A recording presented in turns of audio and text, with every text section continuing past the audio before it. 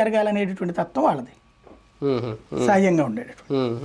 అక్కడ గ్యాప్ వచ్చింది. ఇప్పుడు ఇదివరకు ధర్మానం 10 ఫైళ్ళు పట్టుకెళ్ళి సంతకం అంటే అయిపోతుంది. డబ్బులు రిలీజ్ అంటే 4కి డబ్బులు రిలీజ్ అయిపోద్ది, 6కి కాబోయినా. ఇక్కడ ఈ టైంలో అదేం లేదు కదా, మొత్తం మనీ మజిల్ అన్ని కేంద్రీకృతమైనవి కాబట్టి తేడా వచ్చింది. అప్పుడు ఒక రకంగా వైసీపీలో అంటే ఇటువంటి సందర్భాల్లో సరైన వ్యూహరచన చేసేవాళ్ళు లేకపోవడం కూడా ఒక కారణమా ఓటమికి?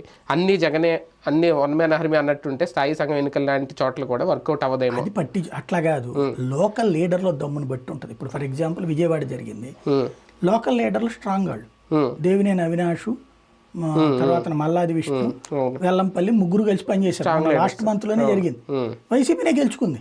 అదే అంటున్నాను. అట్లాగా ఎక్కడైతే బలమైన నాయకుడు బలంగా లేకపోతే, మనకి విశాఖపట్నంలో లోపం ఏంటంటే బలమైన నాయకుడు లేడు పార్టీ.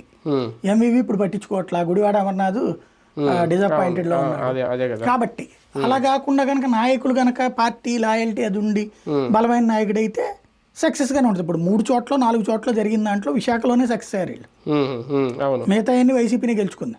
కానీ విశాఖలోనే వైసీపీకి బలం తక్కువ, అక్కడే పుంజుకోవాలి, పెంచుకోవాలి.